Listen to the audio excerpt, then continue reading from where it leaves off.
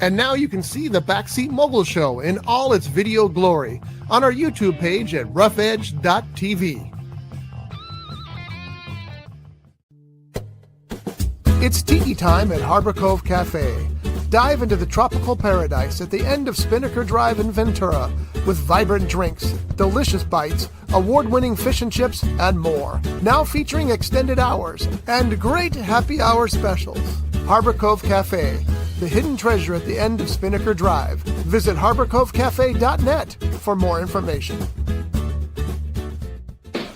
Showbiz is a cruel and shallow money trench, a long plastic hallway where thieves and pimps run free and good men die like dogs for no good reason. There's also a bad side.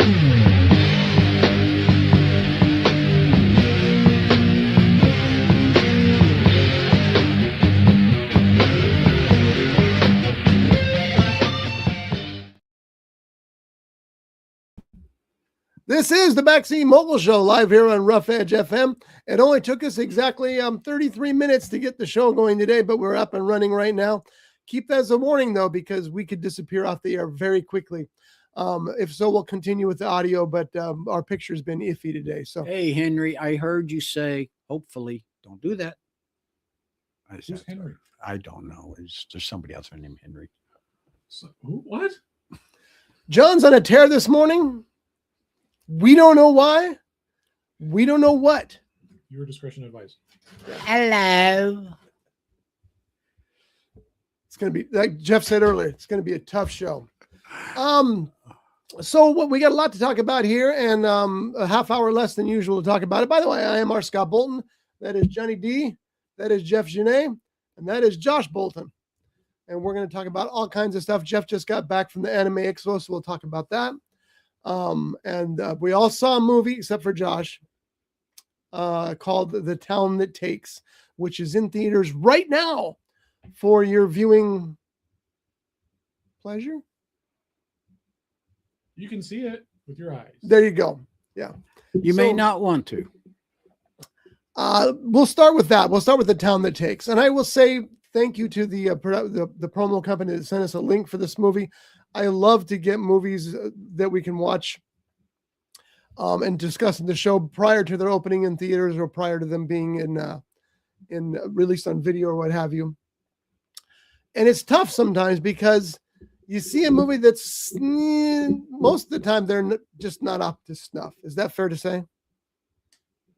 Most of the movies we've seen that have been sent in, yeah, I'd say so. Yeah, but occasionally there's a gem. Yeah. And was that Star People? Yeah, Star People was excellent. I gotta say that was excellent. So The Town That Takes is based on an apparently true story about disappearing children. I don't know where to go from this. I'll let one of you guys take over. Go ahead, Jeff. Wait, what true story of disappearing children? Well, that word that is the subtitle that I've forgotten already, Croatoa, is also, it's a volcano in the South Sea, but that's not what they're referring to. I thought it was Krakatoa. Krakatoa. Yeah. Yeah. But Croata was the original title of this film, and they changed it to The Town That Takes. Well, give me your side of it, because I got to be honest. This movie is only 91 minutes long, and I had a hard time getting through it. So you're talking about people that went missing due to the word Croatoan? I think so. Okay, that is based on the Roanoke colony, Roanoke Island. See, I knew he'd know. In Virginia during I think it was the 1500s, one of the first colonies. And all the townspeople mysteriously disappeared. Now, so this guy, he left to go back to England to get supplies, and he was gone for 3 years. He came back and the town was gone, and all he was able to find was on the tree there was this carved word that said Croatoan, and nobody knows what that meant. So it's this town that mysteriously vanished.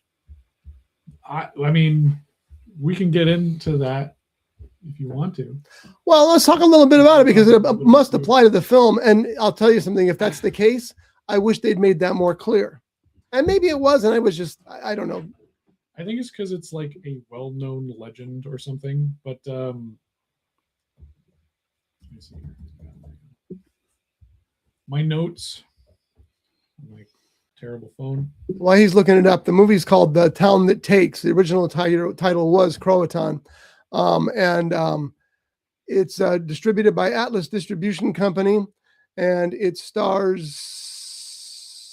Miles Musenden from Doom Patrol and Cloak and Dagger, Mark Markoff from Hitman, Grace Patterson from Slaughterhouse, and Britt Bankhead, Insane Like Me. And Bankhead co-wrote the script and directed the film, and we'll talk about that in more stars detail. in it. Yes. Yeah. So did you find anything else, Jeff?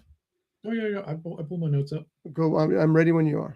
Okay, so are we going to talk about the movie, or are we going to talk about the lore first? Let's talk about the lore first. So this is a mystery that's been going on for a while, but when you actually look into it, there's actually not a mystery there, because there was a tribe of natives nearby called the Croatoans, and they were really friendly with the colonies and stuff, and they just moved from that town. They needed supplies. Obviously, they were waiting for 3 years for this guy to come back, so they moved over there and integrated with the tribe. And there are people who say, like, oh yeah, if you go over there, there's like blonde-haired, blue-eyed kids in this native tribe, and it's like, that's what happened. It's like your uncle leaves to go get cigarettes, right? And he comes back 3 years later, and he comes back to your house, and then on the door there's a post-it note that says your neighbor's name. Let's just say like McGee, okay? It says McGee. He's like, oh, I wonder what that means. It just means you're next door. That's what the legend is, So there's no real mystery. So everyone's kind of like, oh, there's this mystery. So what you're saying is the village people assimilated into Yes. the Indian tribe. Yes, and then the guy that came back was just dumb. And he's like, where'd they all go? They're next door having a barbecue, and he's like, where's everybody at? And then that became a big mystery. So going on to the movie, because the movie will go back into lore later. I'm not gonna I'm made a movie, so I'm not gonna talk about like little mistakes I found and stuff like that, because I'm learning the same stuff that they're doing, and I would have done the same stuff, and some stuff like the car scenes and this and that. I will say that the story I wasn't a big fan of. Just like the main character guy was insane. He was not making any rational decisions throughout that whole film. And then there were parts that were missing because, like, I don't know, spoilers. I'm just going to skip that. But I agree with you. There were parts that's like, wait, how'd we get here? Yeah. And whenever you're thinking, how'd we get here? There's something that. Or like the kid. And it's like, wait a minute, he was over here and now he's here? Yeah. There's no explanation on that. No. I had to go back and rewatch a scene, and I'm like, I don't know how this guy ended up here. And the guy just kept like, I don't know, the guy was not a good dad. I'm just saying, he was kind of a psychopath. By the way, I was incorrect. He was the the main character was the writer director? Yes. Oh, so would you consider the father the main character? I guess. Yeah. I kept thinking it was the sheriff, but the sheriff I think had less screen time, so that makes sense, I guess. Let's see. There's just a lot of stuff that wasn't really explained. I guess I can't really get into the story without doing spoilers, but And we don't want to spoil it because it is in theaters now. We don't want to give anything away. yeah, I would just say that the decisions of the main characters didn't really make much sense, and I feel like there was a lot of leaps and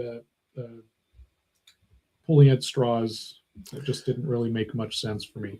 Do you think that my biggest problem with the movie was that there was no real reaction from the characters? Like when the first, I don't know if it was the first one of the zombies, and I'm using the word zombie loosely because it was, you don't know what it was really. It was shapeshifter, I guess, which for starters, I hate shapeshifter stuff. So that it doesn't help. Especially when they don't explain it. I know what all that is. Okay. Is that part of the lore? Yeah, it's part of the lore. But when they get in a fight and the guy keeps getting up and the father's knocking him down, getting him. And finally he takes and he pushes it, he pulls a gun, puts in the guy's collarbone, shoots him 3 times there and drops him. And then, but there's no like reaction from him emotionally. It's like, I don't care if that guy's a zombie. I know you're protecting your kid, but you're going to have some reaction to shooting somebody. And there was no reaction from the guy. There was more reaction from the kid. And it was just what really wasn't a reaction. It was just, and just a lot of insane escalations of situations. It's like, how did this guy jump from this to this? You know, it was a little goofy, I think. Everybody thinks they hope they have the next obsession. And I think that's what's happening here. This guy says, hey, look, we got this movie. Maybe it'll be the next obsession. It's not even, it's a flickering candle in a mile away. But there were some things I did like about it. I thought the cinematography was pretty good for a movie of that expenditure, that budget. I'll give it that. And there were a couple of actors who were okay. The best performance, the 2 best performances that I saw, and I'm sorry, we're giving an honest opinions here. That's right. The actor who played the grandfather in the beginning, I thought he was all right. And the kid, he didn't have much to say, which probably made him. No, he was just running most of the time. And yeah, I can see he delivered a pretty good performance. And nobody was outstandingly bad in it, but there were some roles that were just weak. And also the other thing that bothered me is it had Plan 9 from Outer Space Syndrome. One scene is nighttime, the next scene is daytime. Next scene is daytime, suddenly it's nighttime. The editing that really bothered me. I thought the editing was terrible. Now you're a movie director, producer, writer, editor. You're everything. Fine gentleman. What was your opinion of the editing? Like I said, I know how hard it is to make a movie.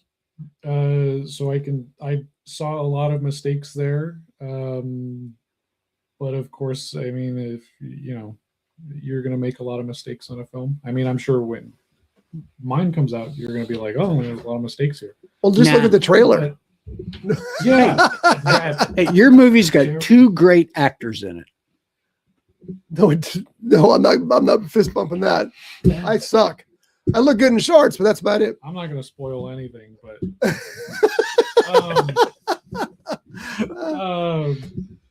yeah. So like I was talking about the car scenes. Yeah. Like when they're going by, you can tell that it's a stationary car, and that they're using projection or whatever on the back, and that's like green screen. Yeah, I didn't do that on my movie, and I'm like, well, maybe I could have done that. Maybe it would have helped me out a little bit with the bounce of the camera and stuff like that.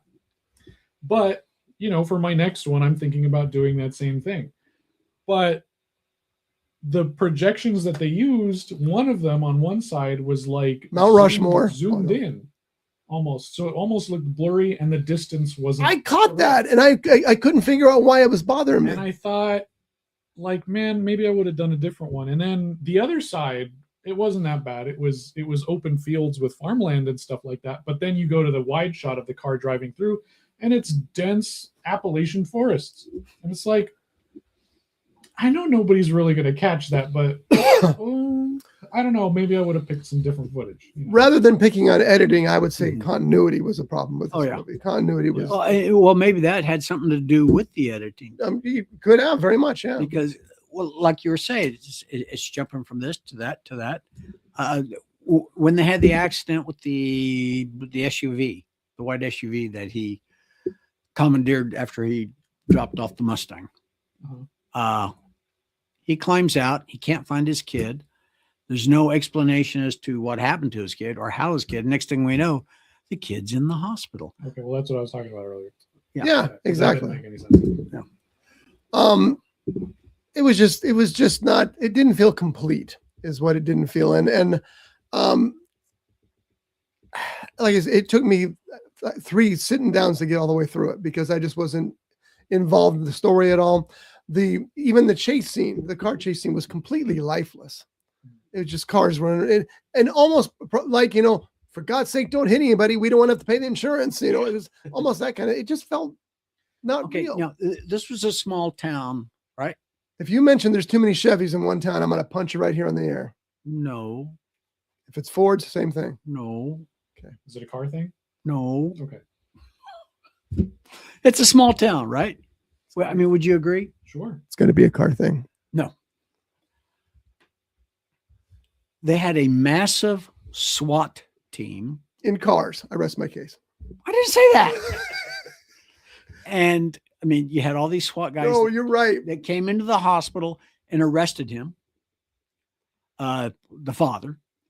And then later on, they're at I guess it's the police station, sheriff station, whatever it was.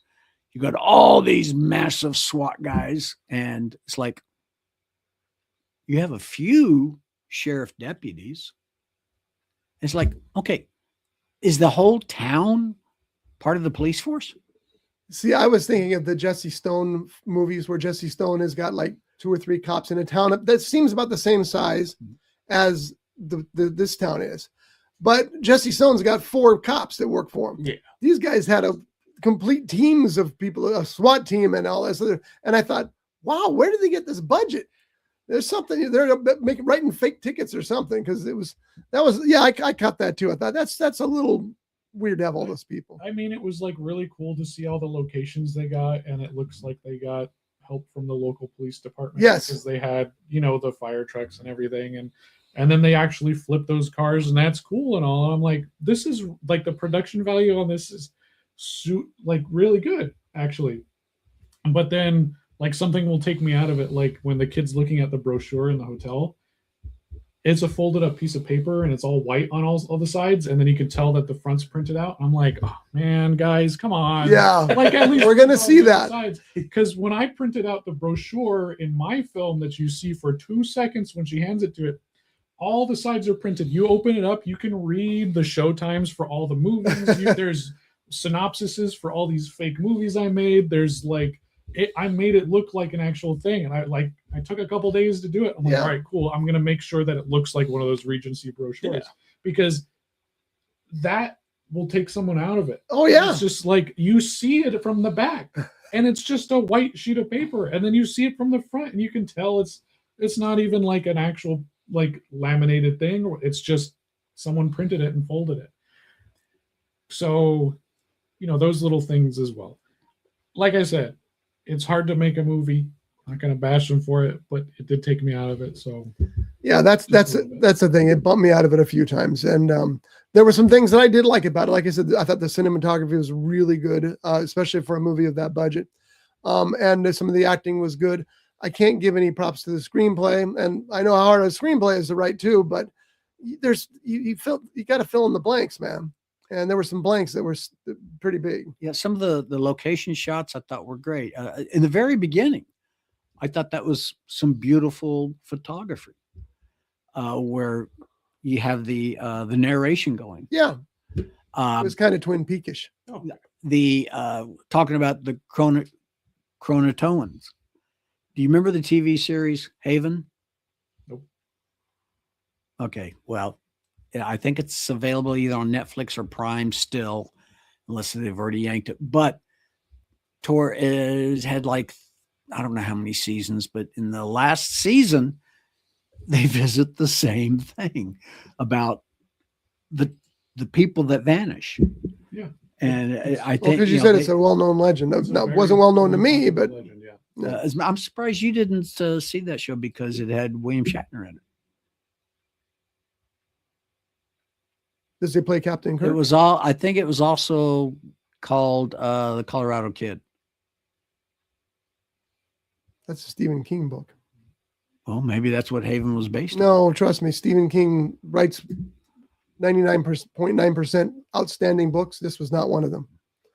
No, I'm talking about the TV I know. But anyway, it doesn't matter. But I think it was in the last seasons where William Shatner shows up. Oh, does he play Denny Crane? No. Then I'm out. And he plays a kind of sort of bad guy. Good bad guy, bad good guy. Can you believe Shatner's still doing his stuff? It's pretty impressive. Man went into space. He's got those new fiber commercials he's doing off something he said is a joke. And all of a sudden they hire him to do fiber commercials that you can order those boxes. Yeah. With the cereal in it. I saw one. It just said like William and then Shatner. Yeah, they're it's like they're walking a dangerous line there, Yeah. but I get it. William Shat. I Shat here. Shat where? You know. But I love the guy. I saw I'm sure I told the story a million times, but it was that important to me. We're at the airport getting ready to go to Hawaii. And I walk up and I look over at the place where they got people's suitcases open and they're going through them. And Shatner's standing there. And he had this hangdog look in his face. It's like, really? Captain Kirk's going to smuggle a bomb on this plane that these guys are going through his stuff? Is he standing there? I told Shelley, I said, there's Shatner. And she goes, huh? That is Shatner. I go, yeah, I know. Did he have the Denny Crane look when they were looking through his stuff? He just looked hangdog. Really? You pulled it? Smuggled tribbles. He had yeah, maybe they were looking for tribbles. That's true. I got to tell you, I know we got away from The Town That Takes, but William Shatner, I think one of his best characters was Denny Crane. Oh, he was. Started winning Emmys all of a sudden. Wait, I remember the first time that happened. William Shatner won an Emmy? I mean, I like Shatner's acting style, but it's not the thing you think of when you think of awards. But when he played Denny Crane, it was. So anyway, so we can't give a thumbs up to The Town That Takes. It has some intriguing, interesting moments, especially if you don't mind the shapeshifter thing, which Jeff says is part of the lore. I just, as soon as they mention shapeshifter in a show, I'm like, I'm done. I'm curious as to, because the guy who wrote, produced, directed, starred in Britt Brickland? I'm sorry, Britt Bankhead. Bankhead. That's a good name, Britt. I'm going to use that sometime. There you go. Character. Yeah. Do you know how many movies that he has actually written, produced, and directed? I do not, and I'm not going to do the research now because we're already late. Yeah, that's true. But I commend the fact that they did a movie. Yeah, getting the movie done is stunning. That's an amazing thing that he got and so you got to give him points for that. And that's why, we don't want to badmouth filmmakers of any type, but there's just things that we noticed that we didn't like and it didn't work for us, and maybe they'll work for you. Maybe you don't care about the story. Maybe you just care about the shapeshifters. I don't know. I think Jeff's trying to say something about the shapeshifters. I know Jeff said something that he wasn't too thrilled about the story. I think the story had potential. It did. No, I agree. Had a lot of potential, but I just think that the lore is like that. The shape-shifting thing has nothing to do with the colony going missing. And that's like its own separate thing. Because like in the beginning, when the kid's listening to the podcast and it's talking about skinwalkers, yeah, I'm like, okay, well, they just spoiled what the monster is. Because like you can't have anything that's not related to what it is later on. So I'm like, okay, well, that's what the monster is, skinwalkers. Good. That's a good call. I'm a person who enjoys the paranormal, and skinwalkers aren't East Coast at all. Oh, really? That's all like Arizona. It's where the peyote is. Legend. It's desert, hot regions is where the skinwalkers are, and they're just these, they're witches that shapeshift into these animals and stuff to lure people out so they can do stuff to them, and that's it. They're real in lore. They're really easy to defeat. If it's just like one, you could just rush them and punch it in the face, and you're good. You can get away. What the Algonquin is what they were talking about, right? That tribe or that language or whatever. That's Wendigo, and Wendigos are the colder climate creatures, but that's associated with cannibalism because when it's colder, like the Donner Party, you run out of food and then you have to resort to cannibalism.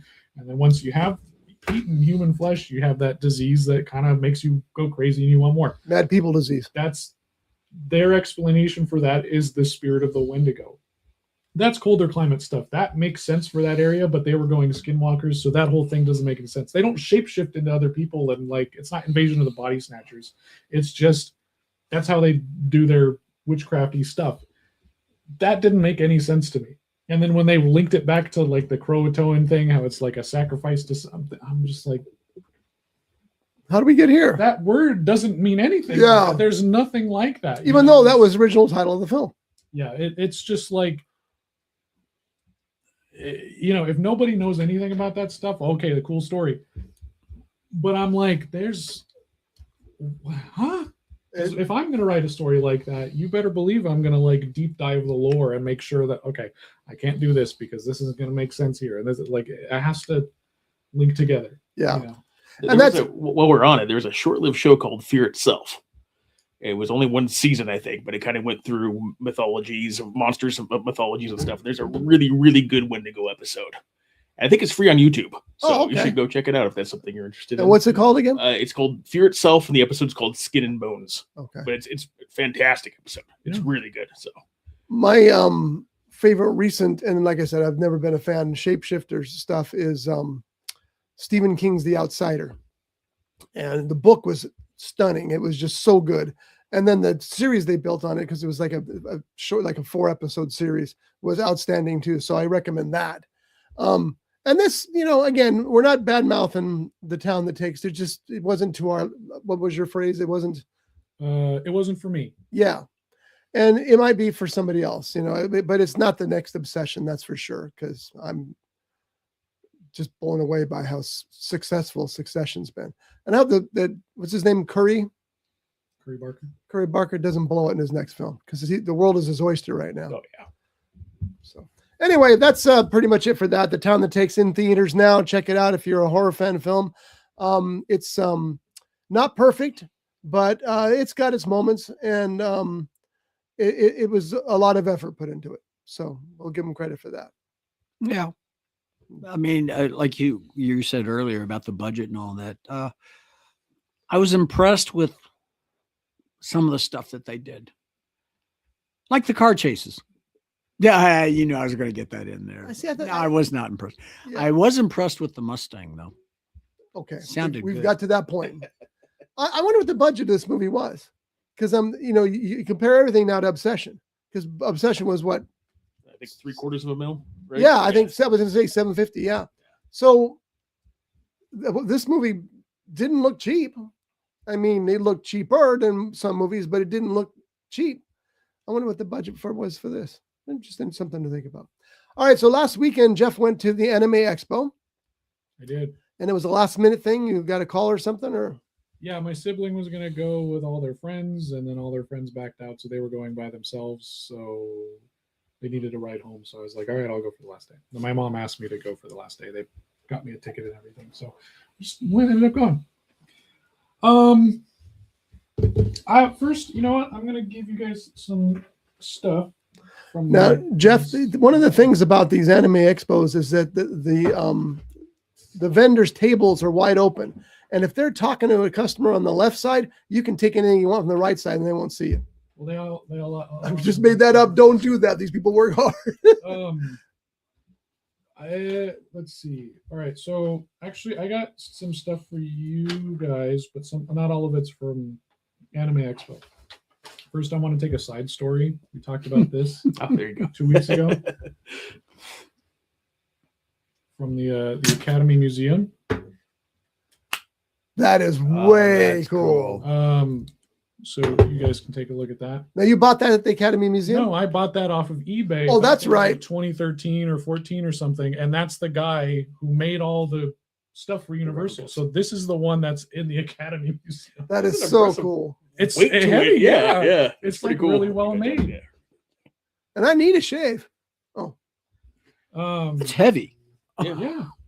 Like it's really well made. It was like $150 or something when I bought it. And then it comes with all the little vials, and then it came with like an ingredient list and how to make the little green juice to put in. Really? I was like, I'm okay. I don't need to do that. This is from Jurassic. Yeah. So it's Jurassic World. Yeah. Jurassic Park. Yeah. Okay. That is so cool. That is very cool. Yeah, and then you can push that little thing down and twist it. It's heavy. I guess it's supposed to feel like that, like it actually had cream in it. Yeah, it must be. Yeah. It's like super cool. That is really awesome. When you go look at the one of the cat, I was like, that's the one I have. That's the exact one I have. Yeah. But that is a nice prop replica. Yeah. It's is this a replica or is it? That's a replica. Yeah. That Damn. guy made it, and he was selling them. I don't know if you can still get those. Someone's probably doing 3D printing of it, but I mean, this was not yeah, 3D that's printed. Like, that was like really well made. And I was Yeah. like, Yeah, Because That's like industrial grade stuff. that's Yeah. metal or that's aluminum. that's like Doug used to do, that kind of work. Yeah. What you put it together. yeah, then you just push that down, twist it, and then you can. Wow. And then, What an awesome, that is really, really cool.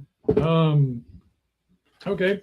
So you asked me for goodies from Anime Expo, John. That's clear that John asked. I I didn't get a whole lot of free stuff because I missed a lot of booths, but here's some little postcards and you can read a manga. So they got little stories in there for you. And then you got this hat, this old guy hat. I don't know what this is. Okay, wait a second. Hold on. No, we got an issue here. That is not an old guy hat. That is Sakamoto, my friend. It is my favorite anime. Really? Is it? Yes. Okay. Well, you guys can fight over the hat then. And by the way, I want to let me see this real quick. I can gain the weight back and play this guy in a movie. So when it comes time, let me know. You could. There you go. Sakamoto, yeah. That is funny. Some guy tried to hand that to me. He's like, "Did you want a hat?" I was like, "Of this old guy?" And he's like, "Yeah, this old guy." I was like, "Well, what does he do?" And he's like, "Well, it's about Kicks the ass. show. He is a retired assassin, all this stuff." And I was like, "This old guy does that?" And he's like, "Yes." And I was like, "Sure, I'll take a hat." In one of the episodes, a sniper takes a shot at him. The sniper's on top of a building. I'm talking. Sakamoto's walking. The sniper fires a weapon. Sakamoto catches the bullet with chopsticks. Nice.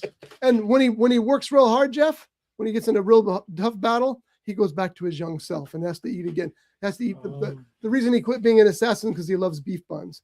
Come on, it's awesome stuff. Oh, it's even got his name on it. Here's a little map. Okay, before you go any farther, you said hat. Yeah. How is this thing a hat? Oh my God! Here. Oh, like a Burger King crown. Yeah. Okay. No. Careful there. All right, there you go. Look at that. Oh. Wear that for the rest of the show. See, he's too old for the role. I'm right. Hire me. I want to be Sakamoto in the movies. Want a lanyard? I tell you what, I'll take the lanyard. Scotty can have Hell it. yes. Well, you got to wear it for the rest of the show. There you go. That's so cool. I really love this. It's my Going to favorite wear anime. the lanyard. Josh is probably sick of hearing me talk about it. Of what? Sakamoto? Yeah. Yeah. I want to check it out. It sounds fun. Black torch lanyard. This stuff is for you, although I know you can't use it. I had to wrap it up. Yeah, this is the anime. Damn, this heavy too. Oh, no, I've seen this. Now, if you You already got that stuff, you can give it to Josh. I don't. Oh, nice. Amity Island Red. That is cool. This is the kind of stuff you don't open and drink anyway. Yeah. Where'd you find this at? Bonds. I just saw it there as I was checking out. I'm like, all right, I'm buying that. So I got one for me too, and I got that, and then M found this one. There's another one? Yeah, there's another one. And then she brought that home. She bought two, one for me and one for you. So one's for me and one's for my wife. It's good to be a Jaws fan. Oh, now this one I did get, but I will tell you that I drank it.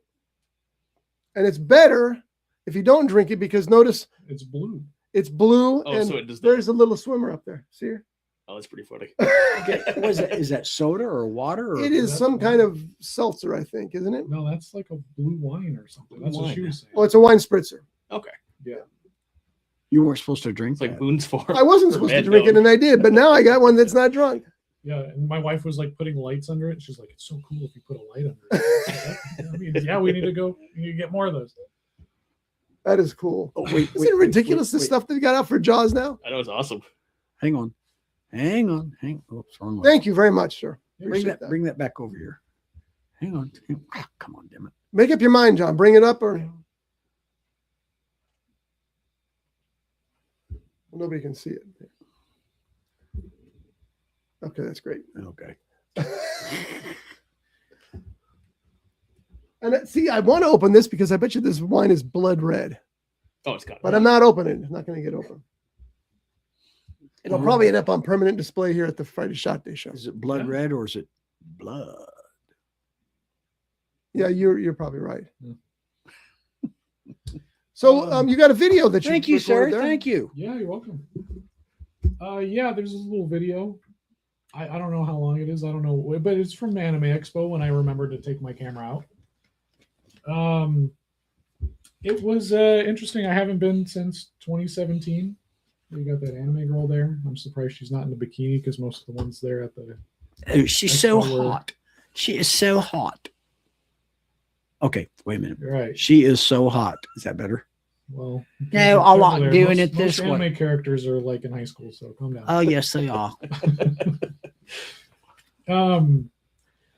Yeah, it was nice going back after like almost 10 years of not going, and a lot has changed. It was, a lot of people were like, oh, it's so busy, it's so crowded. But I thought it was fine. I thought it was less crowded than previous years. Oh, that's good. I feel like even though half the building was under construction, that they had a good flow of people moving around. Was it busy enough though? Because one of the things you don't want is for it to be petering out. No, it was busy. Okay, It good. was busy, but like I could walk. Yeah. That was the thing, is like most other years that I've gone, it's like you're behind all these people that smell like they haven't bathed in 6 years. Because most of them haven't. Which they've cracked down on that. That's they right. actually got like stores that sell deodorant inside Good. so that Really? people don't smell inside. And there was only one time that I smelled some guy. I was just like, oh, and it kind of like lingered on you for a second. It was that bad. But it used to be there was almost like its own ecosystem. Like it was a It smog. was raining in there. And it was like a haze that you could like cut through. But this year it was like, no, the air conditioning was on, everything was well ventilated. It was really nice. Yeah. And then outside, they had like a whole street shut down where they had food vendors and stuff. Where in previous years there's like 2 food trucks, Yeah. and like some chicken nuggets inside and nowhere to sit. There's still nowhere to sit, but I feel like this year was actually really really nice. That was one of Devin's complaints when he went to Anime Expo, because he's gone for the show a couple of times. Mhm. And he said there was nothing to eat. There's nowhere to eat. So the trucks is a great idea. Yeah, a whole street. There was so many different choices, and they had a truck for a restaurant I really like out there, Shinsengumi. It's a ramen place, super good. And I'm like, all right, I don't have to figure out what I want to eat. I don't have to take risks. I know that's going to be good, so I just had that. But then I tried a few other things. It was really good. Vendor's table is pretty nice. Yeah, well, so usually when I've gone to Anime Expo, there's always like the mainstay things. Mhm. There's always like a booth that sells like swords, metal swords and stuff. There's always booths that sell costume stuff. And I was like, all right, cool. Like I'm going to go to the sword table. I'm going to get a sword. I don't know what, because I haven't watched anime in a while. But I wanted to get a hat from a character from Bleach for my daughter. Oh. Because she likes, bucket hats. And there's this one character who wears a bucket hat. I'm like, I'm going to go get that. And then I was also looking for those 3D mouse pads with the girls in bikinis on it. And I was like, all right, that's always there. And then, but like those things that are always there weren't there. All this normal stuff. And it was all like, there was too many figurine booths that was just like girls in bikinis and stuff.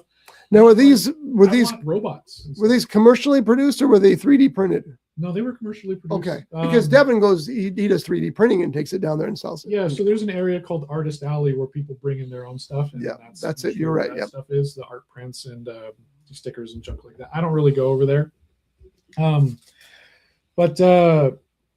Yeah, and it was funny because I was like, dude, I just want. There were a few places that had like, the robots and the monsters and stuff like that figures, but it was mostly girls in bikinis. And I was telling my sibling as we were walking around, I'm like, dude, I just want like robots. Like, so I want like a Gurren Lagann robot or something. She's like, well, they got robots over here, and it was like girls in bikinis, but they were part machine and robots. And she's like, you could build those, and I'm like, I don't want to build those. Like that's not what I want. Yeah. I want a full-on mecha, Yeah. Did you And, get pictures of the girls in bikinis? There was.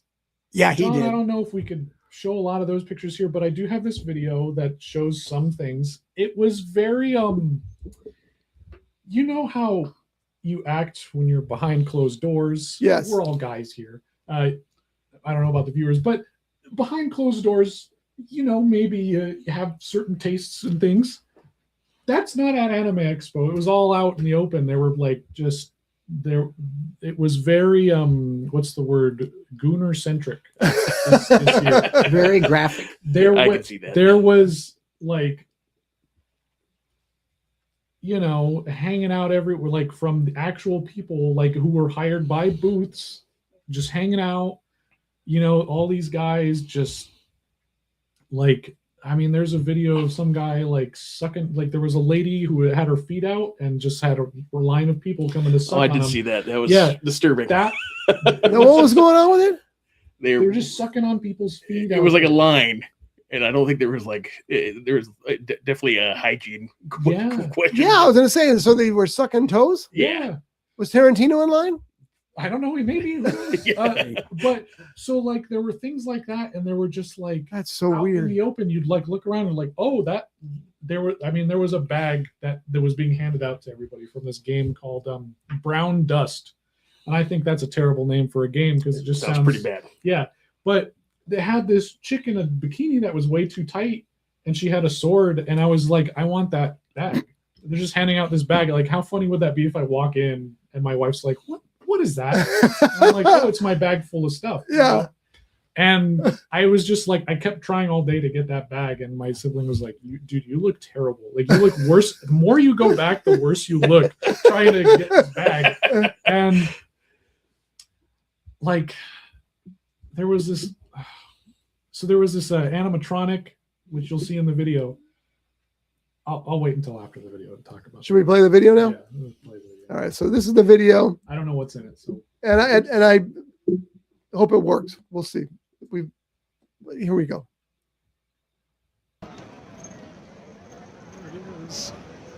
Anime Expo. I keep forgetting to take videos up here. It's so crazy. It's so crowded. And at the trucks outside getting food. that's the main part. You can't. Oh, not to the mic. Mic down on that.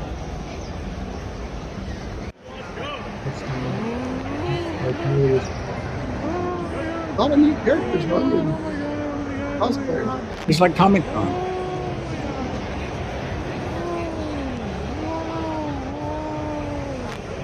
Who's moaning? Oh. That's what it was. Where are we going? I'm getting dizzy.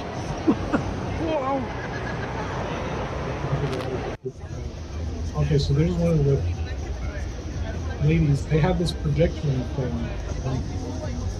Nice that. But yeah, they just had this lady with a massive, Wow. just right up there, and Jessica Rabbit, but then there was some wheat, so I did the gladiator thing. There's this animatronic. I don't like that.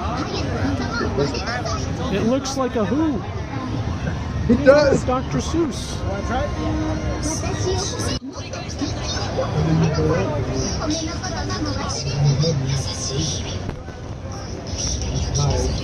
He's big time. Hey, what's that from? I've seen that series.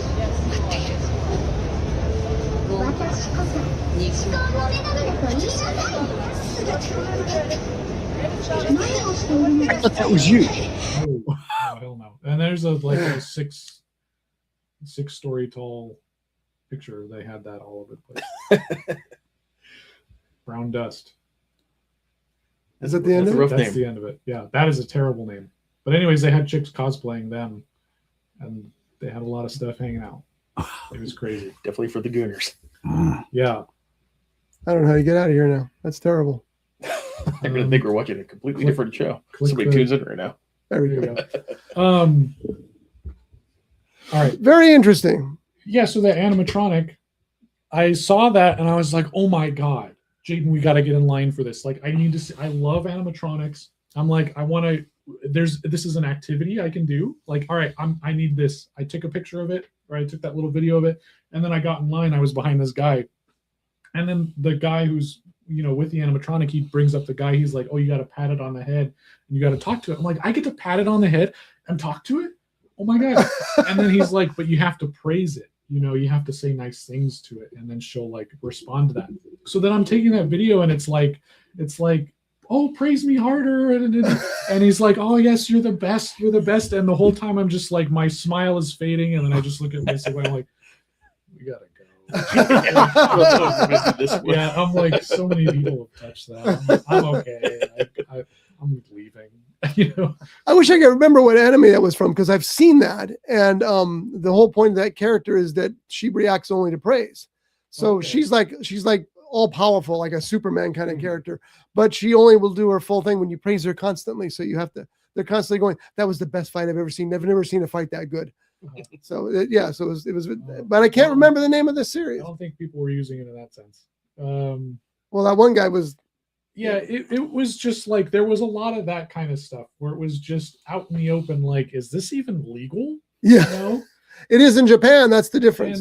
And there was like a lot of uncomfortable, like, I mean, there was like an uncomfortable situation where, like, you know, there were these three like my sibling was looking at some stuff they were gonna buy, and I'm just standing there, and then there's these three chicks in maid outfits next to them, and this guy walks up. The guy looked like weird, and Was he cosplaying or just a weird visitor? he was just a weird looking guy. Okay. Like, you could tell that this guy's got some stuff. You know, he's doing some things. He's not that this situation was geared towards his type of people. So he walks up to these chicks in the maid outfits, and he's like, "Ooh, I really like your costumes. You look lovely. Can I take a picture with you?" And then they, like, maids look at each other and like, I guess. And he's like, "Oh, wonderful." And then he like turns to me, he's like, "Excuse me, sir, would you do the honors?" And I'm like, "What?" He's like, "Take a picture." And I'm like, he like hands me his phone. I'm like, and then I look at the girls, and then they're just like they look scared. I'm like, is that okay? And then they're like, "Yeah, just," and I'm like, "Okay." And he's like, "Say cheese." And I'm like, "Oh, okay." And I'm like, "There you go, man." He's like, "Oh, this is the best day of my life." And how long had John been there? Did you wash your hands in bleach? I've after seen touching this? I've seen a character like that before, and I can't remember where. It That was a just, good character depiction, by the way. there was just a lot of that going on. It was definitely like stuff was out in the open, and that was the only thing that kind of bothered me. It's like there's an 18 plus section that you can get into. If you're 18 plus, you got to get a special band for it. And I was like, maybe my swords are in there. Maybe I got to go get them. But I just Different kinds of swords There in there. was so much stuff outside of that area that was like insane. I'm like, I don't even want to know what's in there. That was in the tentacle. Yeah. The tentacle tent. Yeah. Yeah. But would I go back next year? Yes. Maybe with some sunglasses or eye bleach or something like that. Yeah, it's just, Well, like I said, next year, and it depends because Devin goes some years he doesn't go. But if if you're going to go, let me know. We'll get you a press pass, which gives you some extra. get into some panels. Yeah, exactly. Exactly. So, So speaking of the conventions, they have Comic Con, but also isn't there a Ventura? it's a branch of that. It's a little spin off. There was I don't think they do the Ventura Comic Con anymore. They did it for like a couple of years. Yeah. I haven't heard about it in a few years. Yeah, we went to thought they that still the do. first year, and then it was like kind of sad. And then Well, it was. Oh, was it? Yeah. Because I haven't heard it. I have only heard about the one It time. was just like the fair exhibit hangers, and it was. they had some like voice actors sitting in there. I talked to the guy who did Snap Crackle Pop. Really? He was in there, like no one was there. I'm like, "You Snap Crackle Pop?" He's like, "Yeah, that's me." And I was like, "That's cool." Yeah. Yeah. You know? And then talked with him for like 20 minutes, and then I guess he was a character in Batman. He played the Scarecrow. Okay. And then when the Okay. Scarecrow became the main villain of the third game, they hired someone new, and I was like, "Why'd they do that?" He's like, "I'm not famous enough." And I'm like, "Oh, well, that sucks." He's like, "Yeah, that's why I'm here." I was like, "Oh, okay." That's Ventura Comic Con. The other guys were at LA Con. He's stuck in Yeah. Ventura. That's sad, but that's what they do, though. I get it. There's Comic Cons everywhere. So anyway, you'll go back next year if you can find the right sunglasses. Yeah. But isn't Japan that way in general? And I've never been, but I hear stories about things like the panty machines. So I guess. I don't know. I've never been. I mean, isn't that true? You get like a gumball machine, but you put your money in and you get a panty instead. They have strange. It's an entirely different culture. There's a lot of strange. The thing I like secrecies there that Yeah. wouldn't fly here, and Right. Yeah, and that's a problem with anime translations sometimes. Yeah. Because people are watching the stuff that's okay there, and they see it here. It's like, oh my God, you can't do that here. Yeah. And I get that.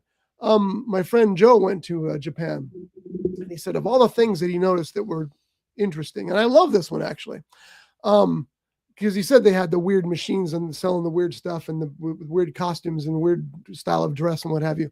And he said, but it is the most sparkling, clean city you've ever seen. Oh, sure, yeah. Because when they go to a restaurant or something, they take all their trash with them. There's no trash cans outside. They take it home and throw it away.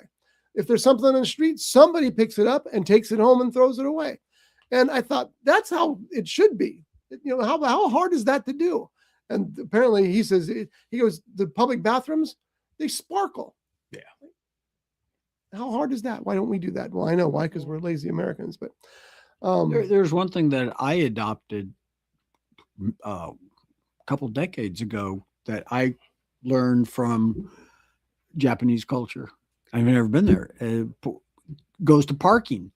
I back into a space, and I never thought about doing that before until I read it someplace or heard it on the TV or whatever. That one of the reasons that they back into a space, for one, it makes it easier to pull out of the space because you can see better what's coming. mm-hmm. So I started doing that. And I've noticed there's a whole lot more people that are doing Well, it. that's because it's A lot of employment places have implemented that. You have to do that. my old place of employment was that Yeah, way. yeah. That was required. It's a big thing. In a Yeah. lot of employment You places. either had to back in or pull through. Those were the rules that they had. And if you didn't, you got dinged. You come back, oh, you backed up 6 feet and when you should have gone forward, or vice versa, and you get written up for it. But they've proven statistically it is the safest way to park. It's just sometimes I think they don't take into consideration the backing part. You're still backing in somewhere. It's for evacuations. Oh, that makes sense. That's what it's for. Especially, in my facilities, Yeah. like those things could explode. So Yeah, that makes perfect sense. And you need clear Yeah. a point of exit. Yeah. Egress. Yeah. That went nothing to do with birds. All right. So, Josh, did you see anything that you want to talk I about? watched The Resurrected last night, Resurrected. which is based off the H.P. Lovecraft classic, The Curious Case of Charles Dexter Ward.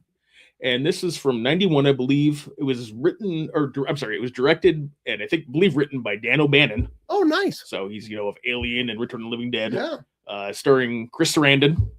And it was supposed to be a theatrical release and it ended up going just direct to video, but it was actually pretty solid.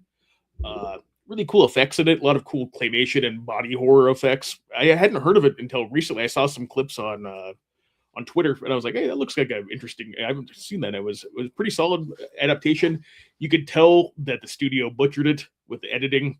They cut out, there's suddenly be a wall of gore where there wasn't before. And it's like, oh, I didn't get to see how the gore happened. Oh, So that was kind of is there unfortunate. an unedited version available anywhere? Not that I could find. I have the Blu-ray and I checked the special features and Oh. I didn't see anything. So, but I enjoyed it. It was definitely one of those ones I hadn't heard of and stumbled across, and I thought it was pretty good. I'm adding it to my list right now. I'll let you borrow it. So, Oh, okay. yeah, Perfect. Still going to add it to my list. It's called Resurrection. The Resurrected. The Resurrected. That's pretty good. Other than that, I've been not a movie or a show, but I've been playing RoboCop Rogue City. Fantastic. You Heard feel good like things. RoboCop, and Peter Weller's back, so that makes it extra cool. Peter Weller should only be RoboCop. Yes, He's- I don't care.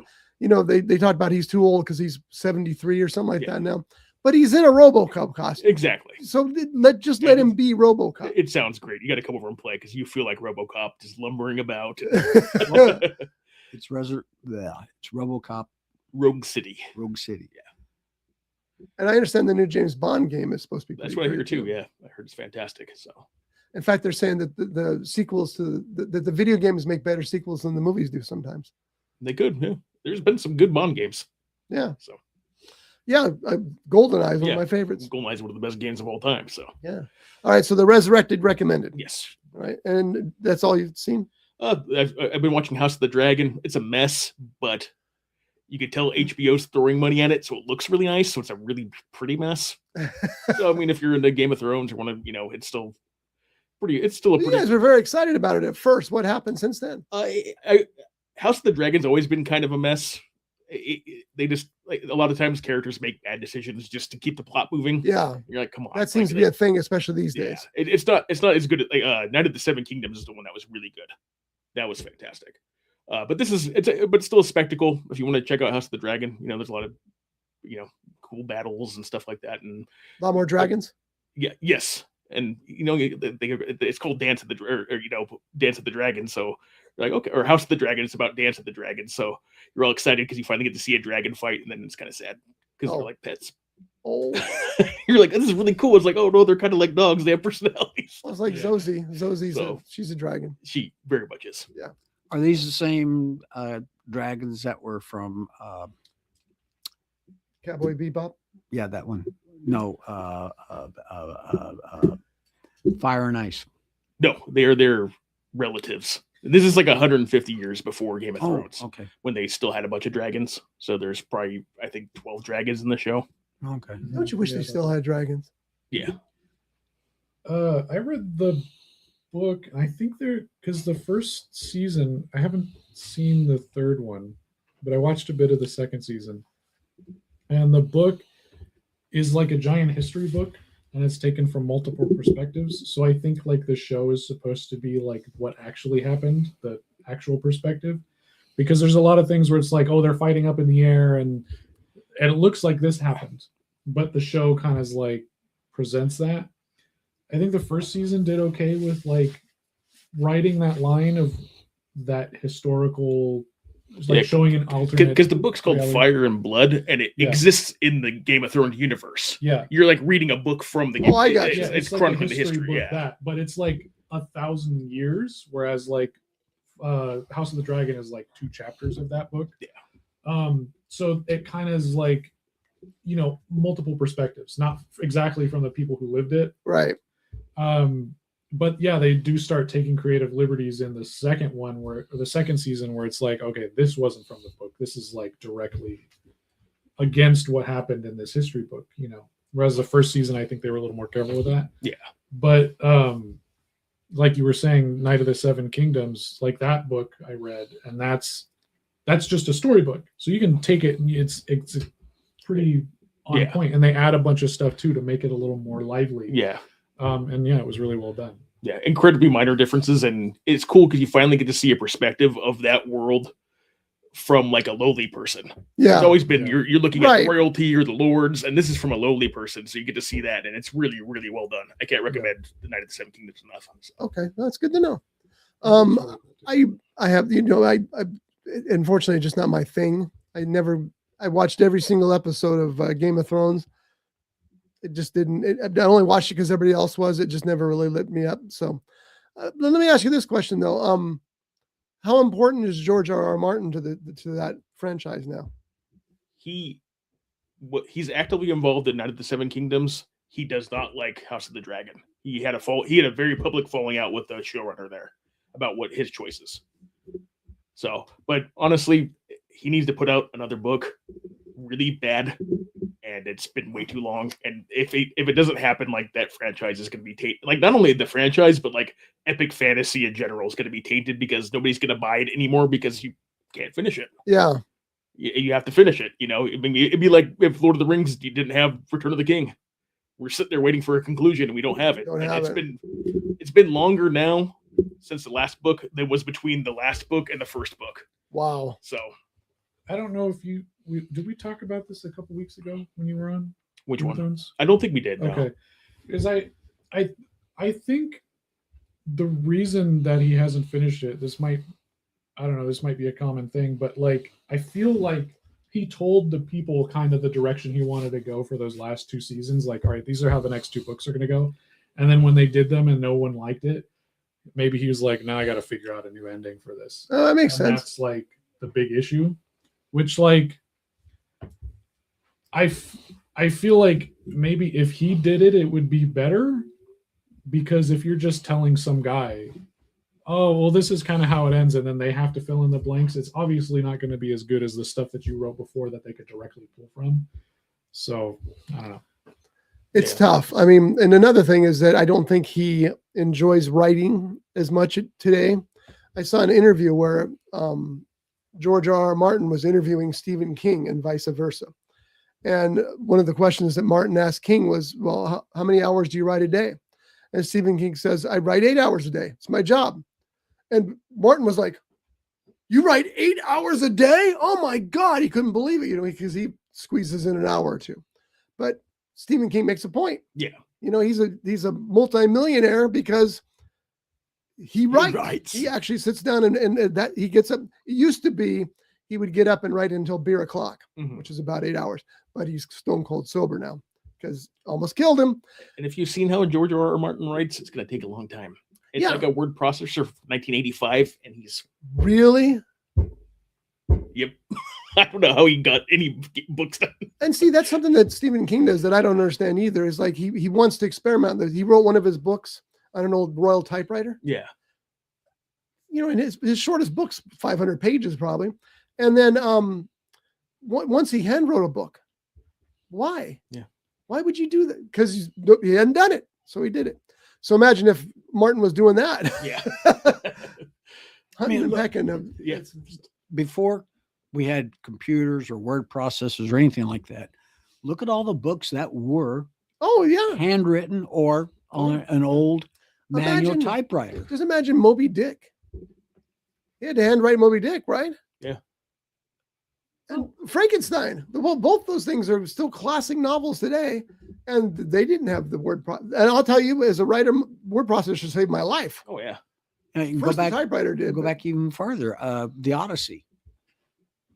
Those books, long books. Were those issued as books though, or were they oral stories back 3,000 years ago? I don't know the answer. I think they're oral stories that people wrote down. I believe people did have copies. I think Alexander the Great had a copy of the Odyssey. Oh, really? I think so. Yeah. Okay. Well, they there's some that are chiseled in. Imagine chiseling in. Can you? No, I can't. Yeah, but what I'm getting at is somebody. The Flintstones, they had the little birds do it. Yeah. Somebody actually wrote it down in book form, and it got published. Yeah. Well, I don't know. 3,000 years ago, what? Publishing is probably just the few literate people in the world writing it down verbatim. There was a thing I saw that was it was from a museum, and it was one of the oldest texts from Sumeria or something like that, and it was this chiseled complaint about how this guy didn't get his concrete delivered or something like that. And it's dude, this guy was so mad he took the time to chisel it on the damn rock. I think that's one of the first documented written words. It's a complaint about That makes sense. I found this on the AI overview, so take it for what it's worth. The oldest known written fragment of the Odyssey is a clay plaque discovered in Olympia, Greece, dating back to the 3rd century AD.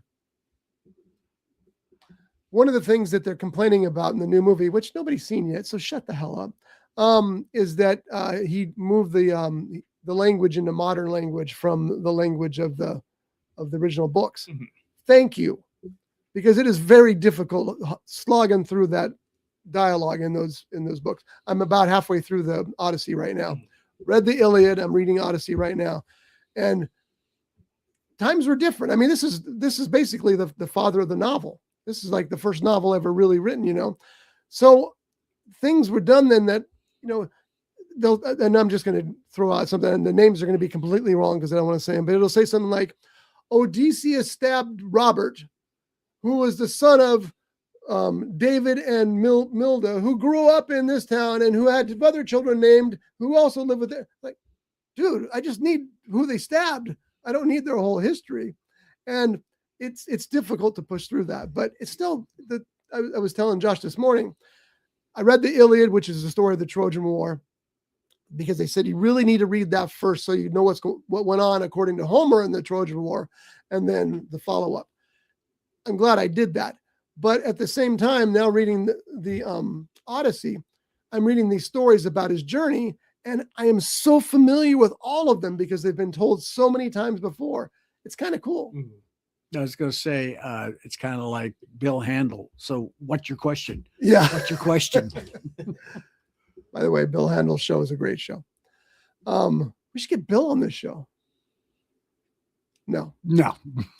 I don't think Bill likes podcasts. He All may right. not like us, He's like but me. he is great to listen to. Yes. Whether you agree or disagree, he is great to listen to. And you should agree with him because he's right. Other people are dead wrong. What do you Anyway, look at me for? Hey, I wait, think you know why. Jeff, you saw the Ministry of Ugly Gentlemen Who Go to War or something like that. Yeah. Gentleman Warfare, I believe it's It's called. so hard to remember that title. Yeah, it's a rough name. It was fun. It was, wasn't it? It was a fun action-packed film. Murdering Nazis is great. Yeah, That's all you need. We should have more of that. I agree completely. Yeah. That's why I like the Sisu movies, because the Nazis think they're going to beat Sisu. They're not. And they make good bad guys. And I really liked it a lot, because not only that, but just because, Jack Reacher's in it. well, that's true. But it's also, it's told in like a John McDonald sort of World War II kind of way. The guy, whoever wrote Force 10 from Navarone, who was that? Was that that wasn't McDonald? Well, it was a sequel to. No, I'm talking about the books. Oh. But it felt like that. It felt like one of those World War II stories. And I guess that it was kind of based on, again, another Ian Fleming concept, because Ian Fleming was very active in World War II, which blows my freaking mind. Character in the movie. There was an Ian Fleming character. I just like that it didn't follow like that standard. It wasn't very, you know how like all these war movies, they're all very official. It was just kind of like these rough and tough guys. Yeah. Just going in there and they're having fun with what they're doing. It was fun. I love the ending where they're just shooting everybody. There's like, what, 5 or 6 guys, maybe less. And the Nazis are coming rushing and they're just It's like under casual. Yeah. Silencers and stuff. Yeah, it was awesome. And you're right, Johnny. Richard's great in it too. That guy's I'm Yeah, so where much they, looking forward to his new movie. Lock him in Is there that with the- the guys, and then he just like axe murders all of them. It's like, Oh, not just that. He's cutting their hearts out. yeah. He's collecting their hearts. It's cool. Doesn't he have a kind of experimental movie coming up? Motor City I something. think so, right? There's no dialogue. Very little dialogue. Very little, I don't know okay. about that. I thought that Motor City was just a standard movie. Let's I find out. thought I read about something that him being in a movie with minimal or no dialogue.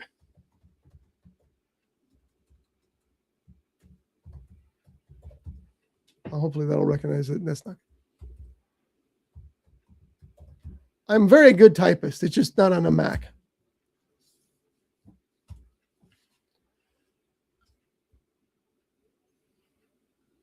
Motor City. It says It is Motor City. It's dialogue free, it says. Now we've seen the trailer. It's not completely dialogue free, but yeah, that's the movie I want to see. It comes out later this month, I think. Good stuff. All right, so Jeff, you also finished The Bear, the TV series. It has got rave reviews since its inception, and the last season just aired. And how do you feel about it? I liked it. It was a calmer season. It wasn't as chaotic as previous seasons. Wrapped up everybody's story. I feel like it focused more on the other characters as opposed to Carmen, which I thought was interesting. It seemed like every character had their own story at one point. Yeah. Yeah, I don't know. I mean, I always love watching the show, and it's kind of like weird that we're not going to get more of that, because it almost felt like every few months me and my wife would sit down and we would watch it, even though like it has, I mean, I don't know, it feels like it hasn't been out for so long. Yeah. I feel like every so often it's like, there's a new season already. Okay. Yeah. And then we'd sit down and we watch it. And now we don't get that anymore. So It's true. It's like old friends who have moved away. yeah. It's weird like that, even though it's such a stressful show. It's like calming, Incredibly. and you want to go back to it. Yeah. So Yeah, incredibly stressful. And you're right. This season wasn't as stressful, because that's one thing Shelley cannot stand is the stress levels. Sometimes she has to get up and leave, because especially during the Christmas episode from last year or the year before, or Thanksgiving episode, whichever it was, good God, that TV just about blew up. It was so intense. Yeah. This year it was a little, I don't want to say lighter, but it was a little less stressful. Still a dark story that was told through some light. Yeah, and like there's chaotic stuff that happens, but I think my theory is, well, darn, I don't know, spoilers maybe, because there's a change Yes. at the end of last Big season. one. And I feel like that's the reason for the tonal shift, is because now there's a different direction. And even though it's chaos, it is still chaos under control. Yes. Whereas opposed to the Yes. previous 4 seasons, it was chaos out of control. Yeah. Agreed. So I feel like even the chaotic scenes were a little more calm, and I think it's because of that. I think that when it was all said and done, it's top 10 television of all time, and maybe top 5 even. It's that good of a series. It just really was. And the Hutt was very good in it. Jabba? No, his brother, Rada. I Right. still don't understand Have you that. seen the costume that Spirit Halloween's putting out for that? Oh no. It's like one of those blow up costumes. It's hilarious. Is it good? Pull it up, kid. Oh yeah, there you Road go. to, Road to the Hut costume. Rada the Hutt Spirit Halloween costume. Yeah, there you go. He's got his little arms poking out right there under his arm. That's pretty funny. Okay, yeah, you guys got to Google that Rada the Hutt spirit costume and check it out. It's pretty cool. It's so simple too, but it looks good. Yeah, and then you have this giant tail behind it. Yeah. Oh yeah. We're really gonna. Oh, and it says that the tail is an ice chest. No, that's pretty funny. Google that. You'll be glad you did. All right, so that's all you saw then was Yeah, me and my wife started watching Cowboy Bebop. We're gonna start watching some more anime stuff because she wanted to. this question pisses people off, so I'm going to ask it. The live action version or the anime version? The anime version. I was okay with the live action. I thought they were doing okay, but then the last 30 seconds when they threw Ed in there, I thought that just like you doused yourself in gasoline and lit yourself on fire. I hate when that happens. Didn't really work out. But no, we're watching the anime. We're 3 episodes in on the English dub. Nice. I feel like there's arguments like, how you get into the sub versus dub or whatever. Like people are like, oh, you only watch it subbed, you only watch it dubbed or whatever.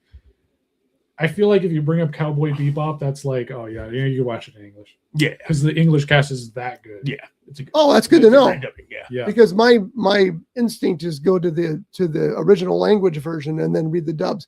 I mean the subtitles. The problem is a lot of times those subtitles tell a different story entirely. Yeah.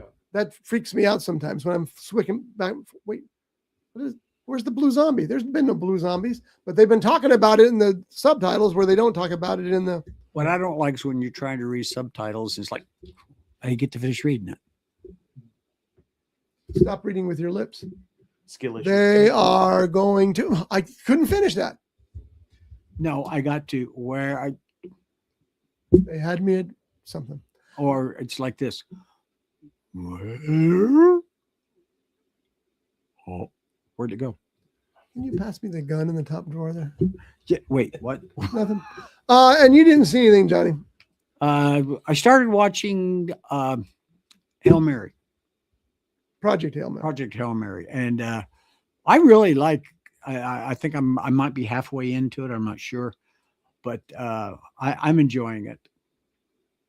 And then I also watched, well, we talked about The Town That Takes, and that's pretty much about all that I've watched this past week. The thing that impresses me the most about Project Hail Mary, I mean, and there's so much to be impressed by because Ryan Gosling's performance, the special effects, which I mean, they built a lot of those sets because they didn't want to use green screen, which just blows my mind. But I read the book first, and the book was very sciencey, very mathy, tons of mathematics in that book. And it's not like he says he did the math and figured it out. He did the math. Here's the math he did. And sometimes my mind at least would fog from that. They left that in the movie, but they dumbed it down as a wrong term. They simplified it. And so the movie still flows with its scientific importance, the importance of science, but it's easier to swallow. I'm listening. That's all I had to say. Okay. So you didn't see anything else? Well, I also read a book, An advanced copy. advanced You copy better not spoiler alerts of here. a book. And I will tell you this, Oh God. I enjoyed it. Oh, that's good. You want me to tell the title of it? Sure. Second Shot. That's my new book coming out in September. And yeah, you don't have to like it. If you don't like it, I want to know. If you don't like it, I want to know that No, too. I like it. What other books have you written, A bunch and where are they available? online. Which line? Hint, hint, hint. All right, we're going to do this and we're going to come back and talk about what I saw this week. And now it's time for the First Run Progress Report with filmmaker Jeff Genet. I threw John a curve. All right, so what you got, Jeff? Well, had a little bit of a setback this week, or these past couple of weeks. Music isn't going to get done for a while because the Angel who's writing the music, he's like prepping for a wedding. He's got a lot of stuff going on, so he's Got arrested, huh? No, he didn't get arrested. So he's like, I don't know, hey man, I don't know if I can get the August deadline for that. And I'm like, all right, well, we can push it back if you'd like, to the end of the year maybe. And he's like, yeah, that would work better because then I would have more time to do this. I'm like, all right, cool. So we're pushing it back a little bit. It is what it is. Yeah. The music's essential. So if you found the right guy and yeah, you just wait it out. Yeah. And even if we were to go like, all right, well, I guess we got to go with someone else. It's still going to take them a lot of time to do that because scores take forever. So it's better to just give the time. So I've just been, working on the same little things that, we talked about 2 weeks ago. Although because it's summer and I'm at my job, I'm sitting around doing nothing, waiting for other people to finish doing what they're doing so I can do what I need to do. I have a lot of downtime, so I started writing again and trying to figure out what the next thing is going to be. And as I've said, I'm about 50 pages into the sequel, second run, which is fun, but I don't think it's ever going to get done because it might be a little more expensive. And also, I'm not going to do it if any of the actors say no. And also, I don't feel the need to do another one. So I've been writing that, but also I've been... All right, guys, bad news. There was a mishap at the... I'm sorry, I didn't mean to start playing that yet. But we will. Go ahead and finish your thought. Yeah, so I've I met up with a few friends of mine, and I have a list of ideas that I wanted to do. Some horror movies, some other films. I have like a neo-western, and I got some other stuff. And I'm like, all right, what do I work on next? Because I want to write something, and I got the time to write something. So what's next? And there's been a lot of talk about found footage films and stuff like that, and everyone knows that I love found footage films, and all my friends unanimously were like, we want to see you do a found footage movie. We think that'd be cheaper to do than what we just did. It would be easier to edit, bring together than what we just did, require less stuff, and you'd certainly be passionate about it. Yeah, and you talk about them all the time. You might as well try to do one because we want to see one by you. So I started thinking of ideas, and I think I have one. I at least have the story.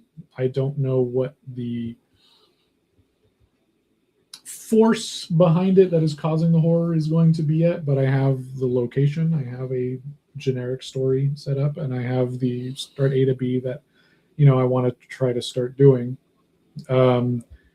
Right now, it is set in the Appalachians. I don't know how I'm going to do that, but I figure, it's going to be cheaper to fly out there and just do it. I just got to find the right spots or steal some stuff from YouTube.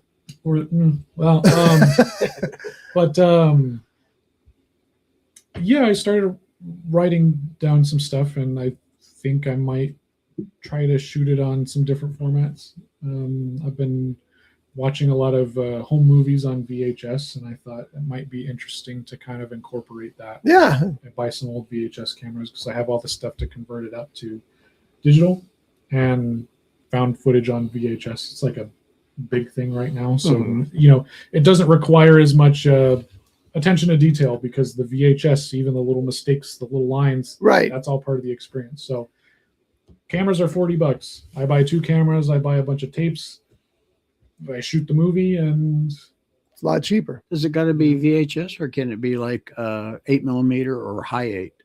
I don't know if I want to Which do are 8mm. VHS has a mystery about it right now. Not that's the wrong word, but It's kind of, yeah. There's a it's a thing right now. Vintage. Yeah. Yeah, and I think that's part of what it is. There's a mysteriousness to it that people have So brought then back. basically, And it's gonna be like a 8mm is not period as romantic as Yeah, VHS. Yeah, and you film on VHS, you could rent out cell phones. Yeah. Yeah, and well, I was thinking the story I was thinking is based on I was, you know, I wanted something that was a little more than just, hey, we're doing a documentary. You know, Yeah. I thought it would be interesting to set it in the modern day, shoot it on VHS, and maybe I'm looking at those like glasses cameras. Maybe Oh, yeah. hopping back and forth between that. But I've been thinking about the trip that I have coming up, back out to Ohio, and how last year we Yeah. went there to bury my grandfather at that old family plot. And I thought that might be an interesting story to do. There's a lot of abandoned graveyards out there, and I thought, what if this guy's got to go do that? And just somewhere along the way, you know, because my grandpa had a lot of crazy experiences in the woods behind their childhood home, and that we visited when we went out there. And it was a very odd place with a lot of weird energy that, you know, maybe that could be something. That's a good, yeah. That seems So, you know, it's not so much that it's like some horror movies where it's like we're leaning into family trauma and that's the monster, like the Wolfman, where it was like, oh, it's his dad. That's so dumb, you know. it was. It's something familiar that we all know about, so it's relatable to everybody, but we're not focusing on that point. It's just, hey, that's the Catalyst. yeah, point A to B. And then there's something in between that's causing issues. And that's what I'm trying to figure out is what's causing issues. So for the past 2 weeks, I've been diving into Appalachian lore, looking into stories and stuff like that across, you know, its varied history. And I'm trying to find the right thing. So when are you going to Ohio? I'm going to go in September. Okay, so you got some time to prepare. Oh, I'm not shooting the movie then. That's just my road Oh, trip that's that just your I'm visit. going Okay. through. Yeah. I thought you were going to take advantage of both and just. No. I mean, it might be location scouting. Yeah. you're take a VHS camera back there with you with some tapes, and That's what I was anticipating. Maybe. It makes sense to go. Yeah, But, you might catch something. That's true. Yeah, I'm going because there's a lot of haunted areas around that place that I wanted to go to. Like a lot of, like, if you look up top 5 most haunted places in the United States, 5 of those places are going to be there in that area. Wow. So I'm driving through Ohio, West Virginia, and Maryland. I'm going to start at the where they shot Shawshank Redemption, that prison. Yeah. It's super haunted. Go down to Mothman, Point Pleasant, go through there, Flatwoods Monster, Trans-Allegheny Lunatic Asylum, and then I'm going to end at Gettysburg. I just wanted to visit. There's a town in West Virginia just called Odd. Odd. I always just wanted to go to a town called Odd or get a picture of the sign. What a strange name. Yeah. And funnily enough, the Blair Witch Project, where they shot that, Burkittsville is on the way to Gettysburg, so we're stopping. Oh, there really? as well. So what I'm getting is you're going to do like a Batman movie with all these villains. No, I'm just kidding. I mean, I don't know. I might not come back. That's true. Yeah. we'll lock you up. I was looking up Odd Virginia. Sometimes town names are strange. For example, there's a Rough Edge in Minnesota, I think. Yeah. There's a town called Hell also. Oh yeah. And It's called. Its real name is Washington D.C. No, there's a town. I can't remember what state it's in, but it's called Hell. Hell, Michigan. It is Hell, I think Michigan. there's a couple hells. And there's a Hell, Norway. As a matter of fact, I remember how people would say, "Oh, when hell freezes over." And I remember that came out on the radio or the TV one day in the news. Is well, Hell actually froze over, and they're talking about hell Norway because it froze over. So Anyway, Cool. sorry. I know that wasn't much of a first run. It was good though. Now we Okay, know what's but, going on You because know, I got some ideas in the works. it's funny that you've struggled so hard. It's not funny, but strange that you've had to struggle so much with the music for that movie. That seems to be your biggest hurdle. Yeah. I should have started working on that when we started working on the movie, but you know. You want to get things done. Yeah. I had too many hats. I still have too many hats. So Scott, 8. Soon to be 10. Anyway, you gonna play it or not? no, I'm not. Want me to say it? No, I don't. We're moving on. We'll get done. I got a new book coming out. I need a new ad. So we'll get there. I just want to talk because it's also 11 o'clock, so we got to finish up here. So I want to talk about what I saw. I saw a movie called Little Brother. Now, Little Brother is John Cena, who usually if John Cena's in anything, I'll forgive it, whatever, because I just love John Cena. He's funny. He's a badass, and he's got his heart's the biggest part of him. Don't take it that way.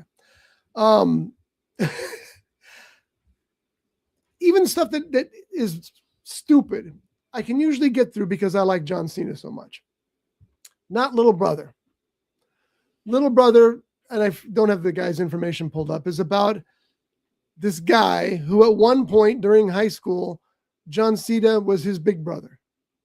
And he made the mistake of telling the guy, we'll always be brothers. So right now, John Cena in this movie is a real estate agent who's on the verge of superstardom because they want to make a reality series about him. So this is his moment. This is his time to shine. Well, his brother mistakes that as all he needs help, his little brother. So his little brother shows up in his life. Now his little brother is a druggie. He's a drunk. He's a womanizer. And he thinks he's funny. And trust me, he's not. And you want to like this movie because John Cena's in it. And there's some Michelle Monaghan's in it. I mean, there's some good names in this. Christopher Maloney's terrific in it. But the movie is a comedy that doesn't have a single laugh. You're just horrified by the whole thing as you're watching it going, why did they even make this? There's one scene in a Porsche that I couldn't believe. I thought, am I back in the Porky's days? At least Porky's was funny. This movie's not. And so I can't recommend Little Brother to anybody. Do yourself a favor and don't watch it. It just isn't up to John Cena's stuff. And why he chose to do that, I don't know. But I know he's smarter than that. Maybe he was led to believe it'd be something different. I don't know. But it's not very good. You know, looking at his list of movies and TV shows, he's been in a lot of stuff. Yeah. I saw a clip for a movie he did called The Marine. It came out in, I believe, 2006. I want to see this movie. It's about a Marine who goes against orders to save a fellow Marines, and they discharge him from the Corps. You come across that DVD a lot in thrift stores. Just a heads up. Oh, okay. I see it all the time. Really? Yeah. No, and I mean, I'd watch it because it's John Cena, so it doesn't matter. And it sounds like a Mark L. Lester movie. it just looks very interesting from the clip that I saw. How he trying to assimilate into civilian life. Is it a WWE movie? I don't know. I knew they had a few studios that were like that. There were 3 of them? No, I didn't know that. Well, Homefront's, he's not in Homefront, is he? I don't know where you got that. I'm looking at the Marine 2, and the Marine 3 Homefront. Okay. Oh, that's where you got that. Okay, I see it. And they were directed by Scott Wiper. But I didn't know there was 3 of them. I just saw this clip for the Marine, and it looks interesting. And I'm not sure if Patrick, the guy from Terminator. Robert Patrick. Yeah, Robert Patrick. I don't know if he's in it or not. He's in. There's a lookalike guy. Peacemaker. Peacemaker. God, I love Peacemaker so much. Peacemaker is that John Cena fits Peacemaker like Ryan Reynolds fits Deadpool. He's really that good at it. It is Robert Patrick and Marine. Okay, there you go. I also continued my march toward the Marvel movies. I saw Morbius. Why? Yeah, that's the right question. That's not part of the. Well, it's not. It's a Marvel movie, but it's not the official. But I'm watching all of them. Oh, I'm sorry. Yeah, I was too. Yeah, I think you still have Craven to go, don't you? No, I saw Craven in theaters. How was that? So I didn't mind Craven so much. The reason Craven bombed, and this is something else I wanted to talk about today, I'll do it quickly, I promise, is I'm tired of people changing their minds on things. And Craven was one of those things. Craven, it bombed because nobody knows who this actor is. It bombed because nobody knows who this director is. It bombed because it was written poorly. None of those things were true. It's that, except for a few people, I didn't know who Craven was going in. Did you guys know who Craven was when the movie was announced? Yeah. As I would expect you to. That's why the movie didn't do Avengers business, though, because I didn't know. John didn't know. Well, yeah, they couldn't advertise Craven right. Yes, that's the other thing. He's supposed to be, the big game hunter, and he's hunting. But then these Spider-Man. journalists jump on this, and they turn it into, well, this is what they should have done. You don't fucking know.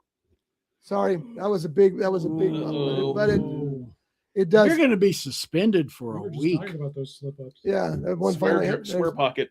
Yeah, I enjoyed Craven. yeah. I really but did. my point is that this is happening now with the Supergirl movie. Supergirl movie came out. People are all, yeah, you know what? It's not bad. Then it bombs. Well, here's why it bombed: because it was poorly written, because she's ugly, because that's not what you were saying last week. You're just jumping on the bandwagon to pound the movie, and the movie was fine. There's Supergirl Did you was ever see really Supergirl? good. I haven't seen it yet. No, I haven't Yeah. had time. It We was. saw that last week, right? Yeah, I saw it a couple weeks ago. Yeah, it was. There's nothing wrong with that movie. It's completely fine, but people just jump on it like a football player and crush it to the ground. After it, I promise you, if that movie had been a hit, they'd have been all, oh, it's so well written, but the same damn script. I'm just tired of that kind of nonsense. But anyway, I'm moving on. And now it's going to the Odyssey. It's like, oh my God, he put people who are of color in a movie that's a friggin' novel. You can make the characters anything you want to. I don't get it. Yeah, and the thing is, the fact that it's a period piece. We don't know what color people were back then. So, Well, all they had was black and white film. So, well, no. But no, my point being, we weren't there. they're fictional characters. You can do whatever you want with them. That's my point. And the other thing they're complaining about that he changed the language, made the language modern. Thank you, Mr. Nolan, because I don't want. Anyway, moving on. But the Odyssey's probably going to bomb because of all that. Yeah. So I did get to Black Panther 2: Wakanda Forever. I kind of liked it. Now I will say, and I'll ask you your opinion next, but some of the special effects were atrocious. Atrocious. That opening scene with the coffin rising to the sky should have been excised completely. It looked like a Ren and Stimpy cartoon. It was terrible. And the screenplay kind of fell apart at the end. And this is Ryan Coogler, who knows how to write a script, as he proved with Sinners. So I'm wondering how much the studio had to say about that, what they did. Because the studios, from experience, I can tell you that you go to the studio and the guy who's never made a movie is going to tell you how to make your movie. It drives me nuts. But anyway, I liked it better than I thought I would. And despite the horrible special effects and the fact that it did kind of lose steam at the end, what were your thoughts on it? You gave me a look like. I didn't really care for either of the Black Panther films. I think Black Panther was. It's funny because I think that character was best in the films where he wasn't a main character in. But yeah, I like the first one better than I did the second one. I thought the second one was just a mess, personally.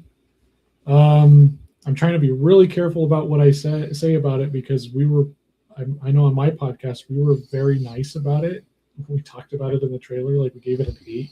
And we were like, yeah, I don't know, it's not for me. And then we just got like murdered in the comments. It's crazy. So you really can't say anything bad about this movie. But yeah, I didn't care for it. Yeah, I was surprised how much I enjoyed it. I didn't expect to. I thought I'd seen it before and I didn't, which that was a relief because at least I wasn't watching it again. But next one I'm moving on to is Ant-Man and what is it? Wasp? Quantumania? Yes, Quantumania. You know, you were talking about scripts earlier. Like you're gonna love the dialogue in this one. They got some in Quantumania. They got some heavy hitters. heavy hitter dialogue in this one. Really? Just, oh wow. Well, that's my next one on my Good list. Stuff. And I still have Madam Web to get through. Oh, If you really want to do that. That was like a 10 minutes in turned off. That was done. I was like, I'm not going to laugh out of this. No, I'm not. what was the line that she said? It was like, my parents were in the Amazon studying tarantulas when they disappeared or something like that. Some dumb line like that. Oh man. Well, I'm going to go through all of them until I get to the new Spider-Man, which is only a few weeks away now. And they say it's going to bomb too. It's only going to do 180 million opening weekend. Sad. Oh, yeah. Yeah, it's going to be a big hit. It's Spider-Man. So, did I see anything else? I am very excited to see the 7-Ups. I found a copy of the 7-Ups. Oh, I like that movie. It was on the list of the 5 most brutal films of all time. I thought, sounds like my kind of movie.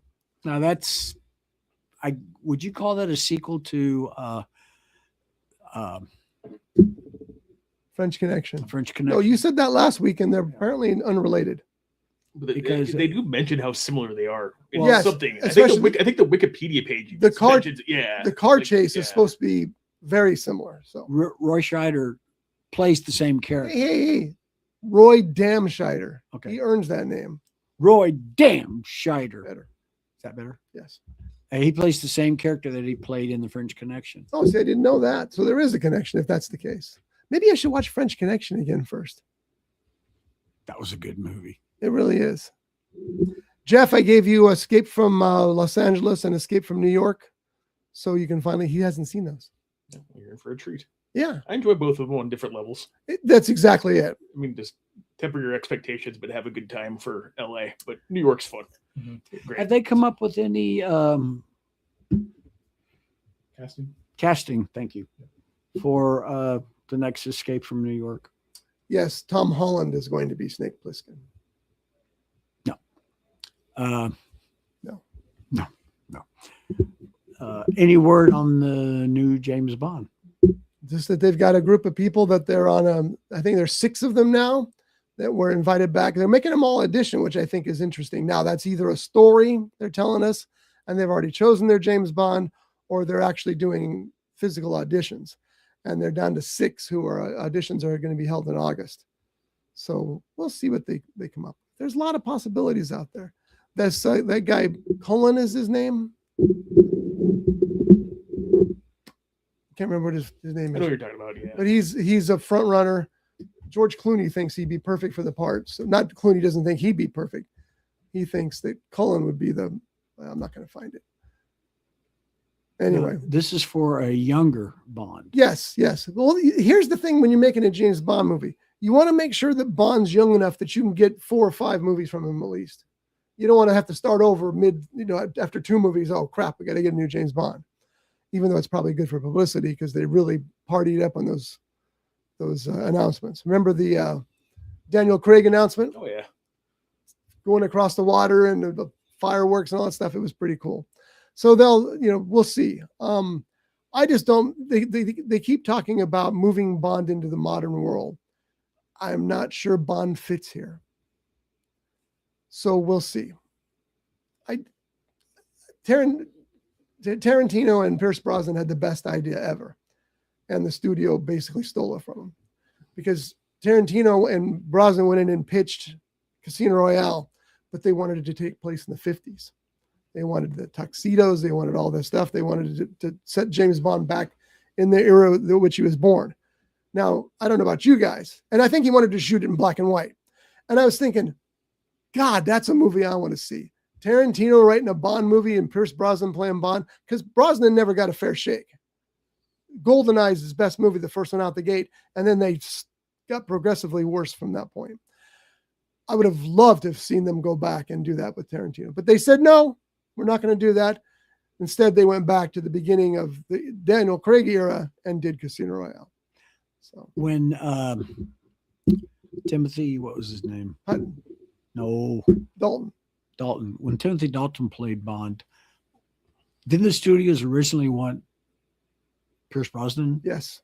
But he couldn't get out of his Remington Steel That's contract to do it. That's right. So, and how was it?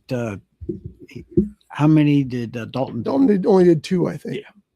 So, And they're not bad. no, I thought they were good, but I'm trying to picture Brosnan in those roles. You can't, because it would have been a different script. They would have written it for Brosnan rather than for Dalton. Yeah, Dalton he didn't get a fair shake either.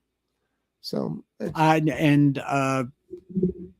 I'm having a hard time today. I heard that. Well, you're right.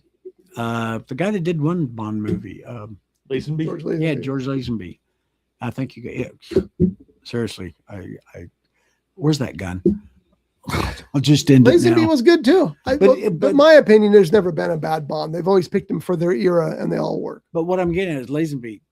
He didn't get a chance either. He only did one. Yeah, but whose fault is that? His. It depends on whose story you believe. Oh, yeah, that's true too. because one of the, if you listen to the studio, no, we fired him. That movie didn't do very well, and we needed a new Bond. If you listen to him, I asked for more money, and they said no. And my understanding is his portrayal of Bond was closer to what was originally imagined as Bond. It was very close. I think Dalton was also close, because Bond is just the word you have to remember when you're thinking about casting James Bond is he is a blunt weapon that is used by the MI6. Which is So how you want somebody who's a blunt weapon.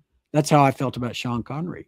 And you're talking about wanting to make how they wanted to make a movie in the 50s with the tuxedos and all. I think the character that I am really having a hard time today. I'm not going to talk anymore. Seriously. We've been blessed, folks. Oh, you don't want to finish your thought? No. You don't have a thought. No, I do, but I'm just having a hard time putting it in words. Do we need to call like an ambulance or something? Nah, just a gun. Give me a gun. Doesn't have to be loaded. Third drawer, right? I don't think, is it loaded? Yeah. Oh yeah, get it. BBs. You'll have to shoot yourself 80 times. I could do that. No, Sean Connery, I think he came the closest. I'm sorry, guys, but talking about the tuxedos and all that, I think he came the closest to being that type of character. How many Bonds books have you read? And don't lie. I don't know, honestly. I 0. No, I've written. You've written them? Yeah, Better than I thought. I'm old enough. The books are very different too, though. But anyway, all right. So we're out I'm here, talking folks. about on film. I think Sean Connery came the closest to being that type of Bond because he, in most of the stuff, especially the early stuff, he was normally in a tux. Yeah, but the tux wasn't really part of Bond. It was a costume. It was a disguise. It's hard. I know that, but what I'm saying is the way you said how Tarantino wanted to do one in the 50s where they wore Brosnan looked good in a tux too. Yeah, but I think Connery was the one who looked the best in the tux. Okay, we're getting to a little deeper. No. Don't go there. Don't go there. Too late. No. You should. Yeah, too late. No. Okay. So anyway, things are weird here the next couple of weeks. So we have to discuss because is your training coming up or no? That's tomorrow, Sundays. Oh, they did decide on Sunday. They decided on the Sundays. They said, let's waste our Sundays instead of doing it while we're all at work. Yeah. So now you have 7 days of work instead of 6 days. 7. Didn't I don't got to go to the school today. Oh, you don't? Okay. I thought you worked part-time on Saturday. No, if it was 7 days, I'd go crazy. Bonkers. Yeah, I can understand that. I'd need that BB gun. If it was... Josh, plans for the theater this week? I think probably try to go see Evil Dead. Evil Dead So, Burned. Yeah. I hear that it's a continuation of the last movie, which I'm okay with, But I also agree with you because we talked about this earlier. I miss the Bruce Campbell days. Yeah. It's time to get funny again. And they also said that it's important you watch. I read this somewhere, and I don't know how important it really is, that you watch Army of Darkness before you see the new movie. So there's a connection there too. Interesting. Yeah. There's also an end credits for those. Yes. And there's 2 end credits. Oh, really? One mid credit and then a very end credit. Did you read what's in them? No. Good. Please beat Bruce Campbell. All right, Jeff. Anything you plan on going to? Well, maybe I'll see Evil Dead. You said Odyssey's coming out this week.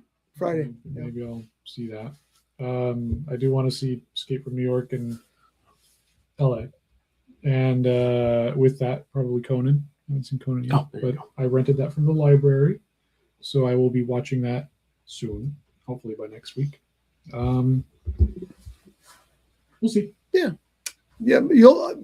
Escape from New York is a full-on classic.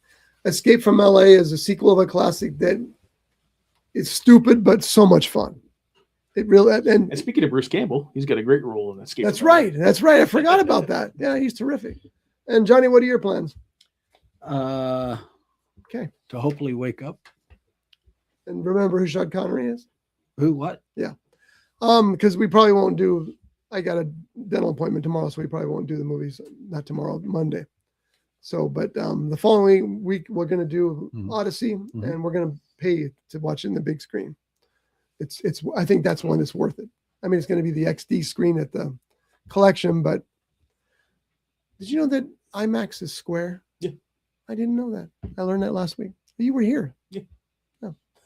Not used to Josh being here. Okay, so I'm going to continue my trek with the Marvel pictures, and I got to watch the 7-Ups this week. It looks really cool. Watch French Connection first. I think I will. I've seen French Connection, of course, but I'd like to see it again. Popeye Doyle. How can you not like a movie with a main character named Popeye? Oh, I am going to finish the that's I can't remember if it's Netflix or Prime, Man on Fire series. Yeah, I want It's to see only that too. 8 episodes, and I think I'm into either 4, 5, or 6 episodes. I've heard the action sequences are great in that. And Jeff started. He finished Death in the Mogul, which I'm so happy about, and he also started his draft copy of Second Shot, which Josh is going to start his now. 40 pages. Yeah. I finished it. John finished his, and he's got that right there. Are all your notes in there? Well, I did what you suggested and didn't do my regular notes. I did the notes on the pages instead of writing the, like he would make me a list of where the errors were or things he had. I was trying to give you an idea of what page it was. The problem is what line it was. Every time I edit the book, the page numbers change. So that didn't really help me, but it did because I did a search. It doesn't matter. You don't care. I just saying that. All right. So we're out of here till next week. I don't know what's happening next week, and I'll explain why off air, but we'll be back eventually, and it'll be shortly too. So anyway, goodbye, everybody. Thanks for watching. Go to your local theaters. And remember, if you're listening to this and you'd like to see it, because there's some video footage we have from the Anime Expo that you should check out, just go to roughedge.tv and you can find it all there. Until then, hey, have a great time. Au revoir. Brought to you by The Grape, Ventura County's premier jazz venue and cocktail lounge, located at 2733 East Main Street in Ventura. For menu and music schedule, visit them online at thegrape.club. This has been a Rough Edge Studios production.